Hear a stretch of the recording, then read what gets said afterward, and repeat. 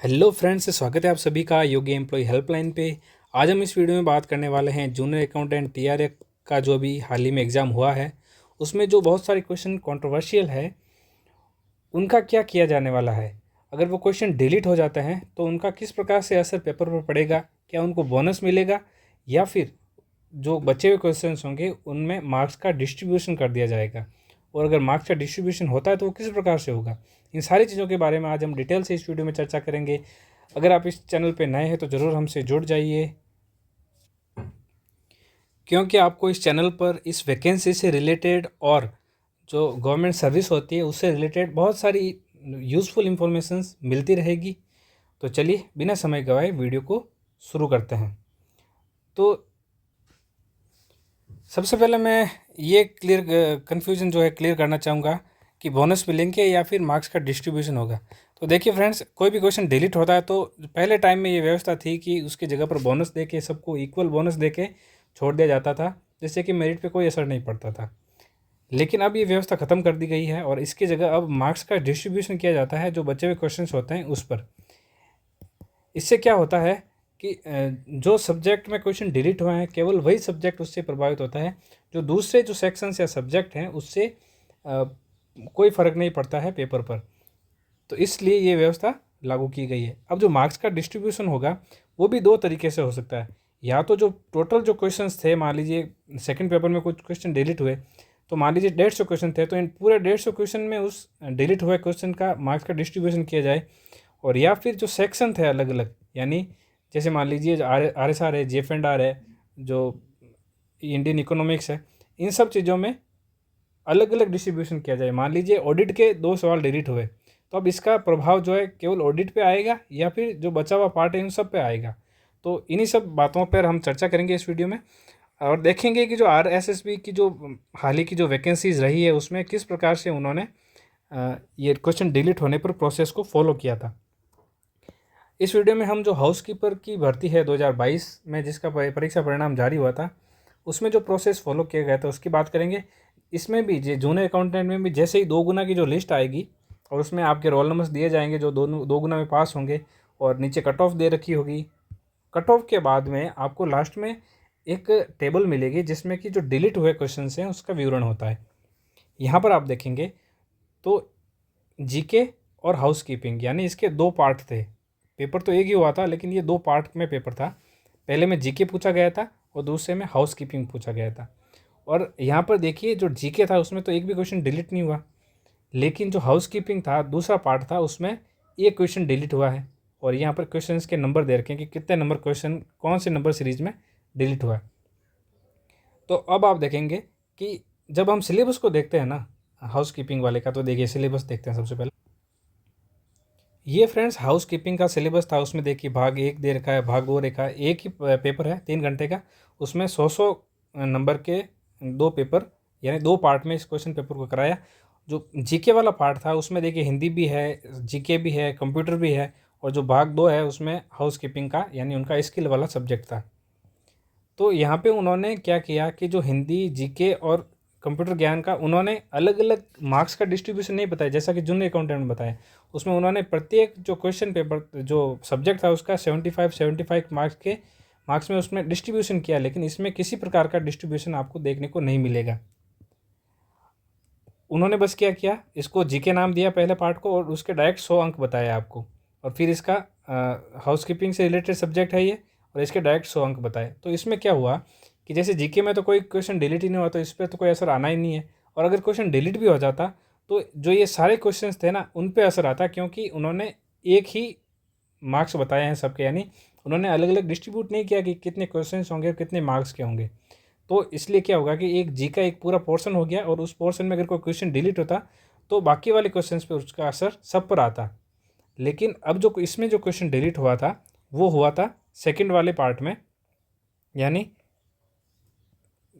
उसी पेपर में जो सेकंड पार्ट है स्किल वाला उसमें डिलीट हुआ, तो इसका असर इसी में आना है। ये इस पार्ट में इसका असर नहीं आएगा। तो हम इसको लाइव एग्जाम्पल से समझते हैं। तो यहाँ पर आप देख लीजिए, यहाँ पर नीचे फॉर्मूला वगैरह दे रखा है, इसको मैं भी आपको करके बताऊंगा कि ये किस प्रकार से अप्लाई होता है। तो अब हम सीधा चलते हैं जूनियर अकाउंटेंट की जो वैकेंसी थी उस पर। उससे पहले मैं आपको एक चीज़ और बता दूं कि यहाँ पर देखिए जो फॉर्मूला है उसमें जो आर क्यू और डब्ल्यू क्यू दे रखा है। आर क्यू यानी right questions of particular section और सब्जेक्ट, यानी इसमें जो सेक्शन दे रखा है पहला उसको काउंट करेंगे क्योंकि उसी के मार्क्स उन्होंने हमें बताए थे। और यहाँ पर रॉन्ग क्वेश्चन, आर क्यू का मतलब है wrong question of particular section और सब्जेक्ट, यानी कि यहाँ से स्पष्ट हो जाता है कि जहाँ से क्वेश्चन डिलीट होगा उसी सेक्शन पर उसका असर आएगा, ना कि पूरे पेपर पर। ये फ्रेंड्स जूनियर अकाउंटेंट का सिलेबस है। इसमें आप देखेंगे हम कोई भी इसमें पेपर लेकर देख सकते हैं, क्योंकि अगर इस पेपर में से कोई क्वेश्चन डिलीट हुआ तो इसी पेपर के उसी सेक्शन में आएगा जिसमें से डिलीट हुआ है। तो हम एग्जाम्पल लेके समझते हैं। मान लीजिए सेकंड पेपर का एग्जाम्पल लेते हैं, क्योंकि इसमें से क्वेश्चन डिलीट होने की संभावना अधिक है। तो मान लीजिए आप कि एक विद्यार्थी है जिसने जो 150 क्वेश्चंस थे उसमें से 124 क्वेश्चन अटेंड किए और 26 क्वेश्चन में ई वाला गोला भरा, यानी 26 क्वेश्चन को उसने छोड़ दिया, अटेंड ही नहीं किया। अब इसमें तो उन्होंने ई का गोला भर दिया और ये है अटेंड किए टोटल। अब इस जो अटेंड किए थे उसमें उसके 100 क्वेश्चंस तो हो रहे हैं राइट और 24 क्वेश्चंस जो हो रहे हैं वो हो रहे हैं रॉन्ग। तो हम जो नॉर्मल सिचुएशन होती है, यानी जब क्वेश्चन डिलीट नहीं होता है, तो किस प्रकार से मार्किंग करेंगे। मार्किंग सिंपल सी ये है कि उसने 24 क्वेश्चंस को रॉन्ग किया है और 100 क्वेश्चंस उसके राइट हैं। तो 24 की माइनस मार्किंग कितनी हुई, 3 का भाग देंगे कितना आ जाएगा, 8। तो टोटल जो क्वेश्चंस हैं वो 32 क्वेश्चंस की उसके माइनस मार्किंग होने वाली है। कितने में से, 124 में से। या फिर आप दूसरी लैंग्वेज में ये भी कह सकते हैं कि उसके 100 क्वेश्चन जो राइट हुए हैं उसमें से 8 क्वेश्चंस और माइनस होंगे, क्योंकि ये 24 क्वेश्चन उसके गलत हो गए थे। तो अब आप देखेंगे कि उसके जो पीछे कट कटा के क्वेश्चंस बच गए हैं वो बच गए हैं 92। और अब ये क्वेश्चंस कितने मार्क्स का है, वो है 3 मार्क्स का। तो यहाँ पर 92 को 3 से जब आप मल्टीप्लाई करेंगे तो आप देखेंगे कि उसके 276 नंबर बन रहे हैं।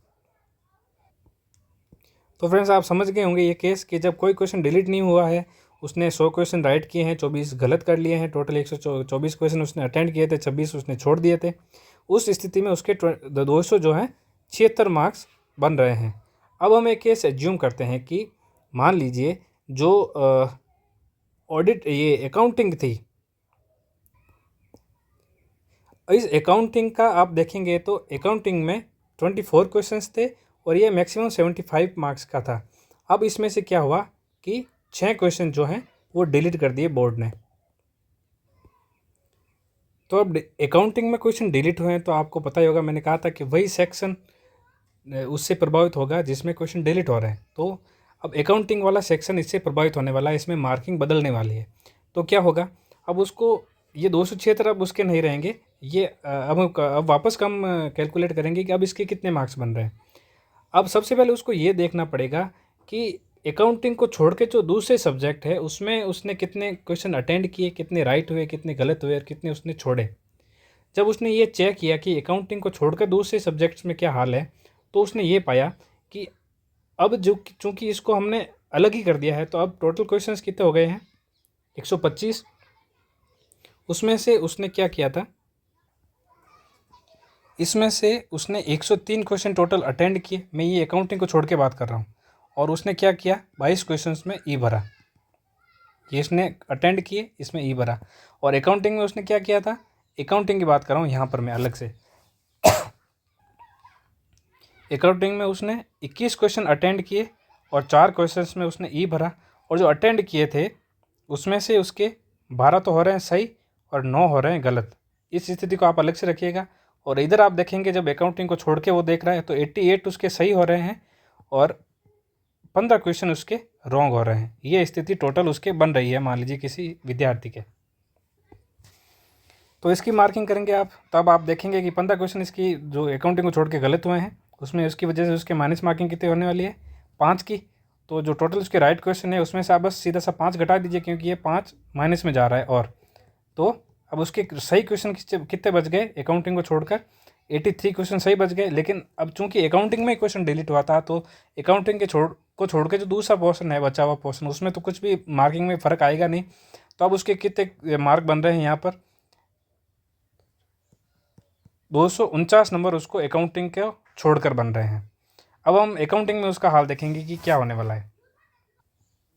अकाउंटिंग में आप देखिए कि अगर नॉर्मल सिचुएशन होती तो कितने मार्क्स बनते उसके, 9 क्वेश्चन उसके गलत थे, तो 9 की वजह से जो माइनस मार्किंग हुई 3 की, और तो 12 सही थे, तो 12 में से आप 3 निकालोगे तो कितने बच गए, 9। और 9 को अगर वो 3 से मल्टीप्लाई करता तो उसके मार्क्स वो बनते 27। लेकिन अब 6 क्वेश्चंस डिलीट हो गए हैं, और 6 क्वेश्चन डिलीट होने की वजह से क्या हुआ है कि जो ये 6 क्वेश्चन डिलीट हुआ है ना, 4 क्वेश्चन तो वही थे मान लीजिए जो जिसमें उसने ई भरा है, और 2 क्वेश्चन ऐसे थे जो उसके गलत थे। यानी अब उसके क्वेश्चन की जो गलत थे वो कितने बच गए हैं, 7। 4 क्वेश्चन तो उसके वही डिलीट हो गए जो जिसमें उसने ई भरा था, और 2 क्वेश्चन ऐसे गलत हुए जिसमें उसने गलत किया था आंसर। यानी अब उसके जो पीछे बच गए वो है 7। तो अब आप देखेंगे कि 7 क्वेश्चन के गलत होने की वजह से जो माइनस मार्किंग होगी वो होगी 7/3 यानी 2.33। तो बस आपको करना क्या है, ये माइनस मार्किंग जो हुई है उसको इसमें से निकाल देना है।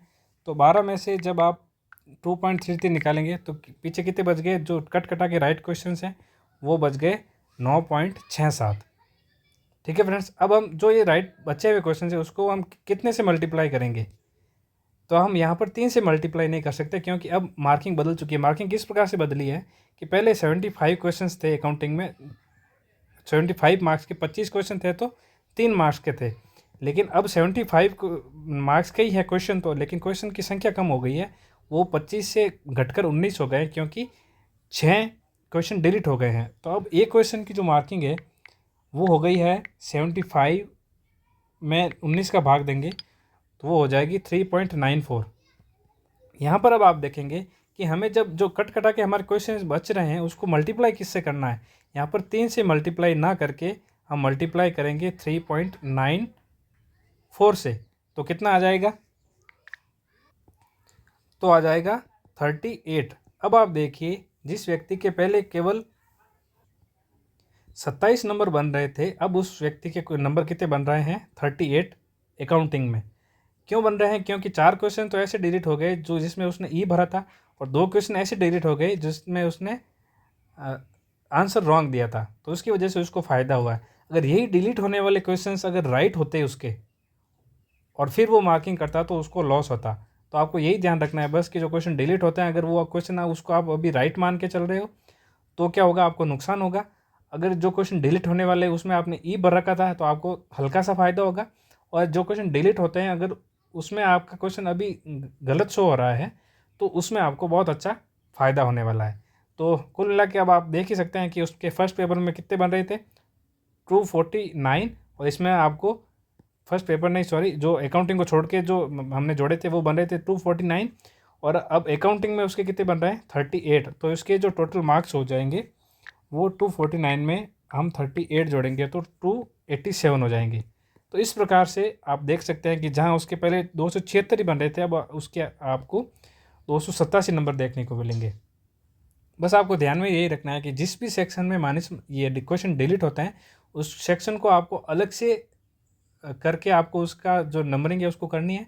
जो पीछे बचा हुआ पोर्शन है उसको आपको 3 नंबर के एक क्वेश्चन मान के ही आपको नंबरिंग करनी है। तो उससे आपका जो रिजल्ट आएगा वो सही आ जाएगा, फिर आपको दोनों को जोड़ देना है। तो ये था आज का वीडियो। आई होप कि आपको वीडियो पसंद आया होगा, आपको वीडियो समझ में आया होगा, क्योंकि थोड़ा सा ये कॉम्प्लिकेटेड है इनका कैलकुलेशन करना। तो आप अगर 1-2 बार देखेंगे वीडियो तो आपको समझ में आ जाएगा कि मैं क्या कहना चाह रहा हूँ। अगर आपको ये वीडियो पसंद आए तो वीडियो को ज़रूर लाइक कीजिए और अपने दोस्तों के साथ शेयर करना ना भूलें। Thank you.